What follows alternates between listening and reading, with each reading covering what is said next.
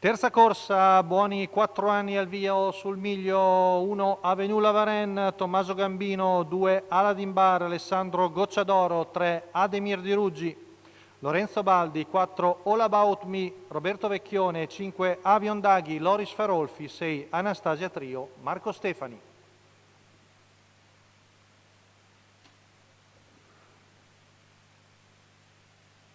Vediamo tutta rete la prima fila, solo Anastasia Trio è un po' indietro.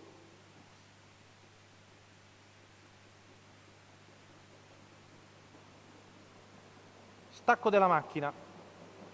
Veloce è Ademir Di Ruggi al pari di All About Me che l'attacca, poi lungo la corda Avenue La Varenne a precedere Aladdin Bar, Avion Daghi e in coda Anastasia Trio. Subito si forma una fila indiana con davanti Lorenzo Baldi e Ademir Di Ruggi, che arriva già in rallentamento al primo paletto dei 200 metri in 16 scarsi. Retta di là, Ademir Di Ruggi davanti a All About Me, poi Avenue La Varenne, Aladdin Bar, Avion Daghi e Anastasia Numero Trio. 4, All About Me, squalificato. Sul ritmo Lorenzo Baldi con Ademir Di Ruggi. Nel frattempo c'è stato l'errore di All About Me che è finito a tabellone.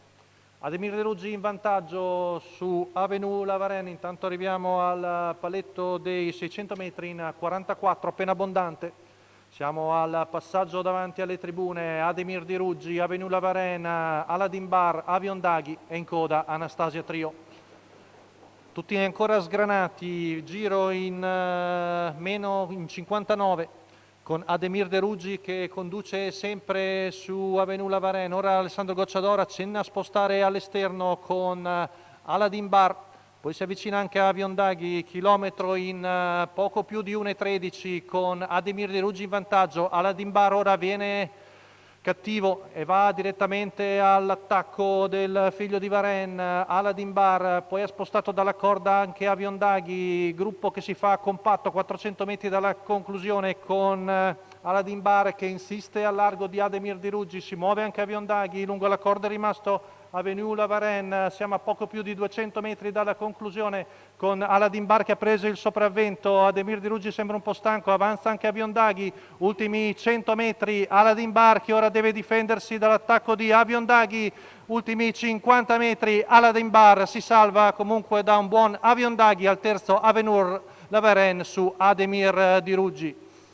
1.13.4 dice il cronometro, ancora una vittoria per Aladdin Bar, Alessandro Gocciadoro la guida al training, la scuderia 4AB vengono a vincere in percorso d'attacco, hanno atteso fino al chilometro, poi hanno spostato al largo, hanno debellato il leader Ademir Di Ruggi e sono venuti a vincere, difendendosi dal comunque buon finale di Avion Daghi al terzo Avenue La Varenne.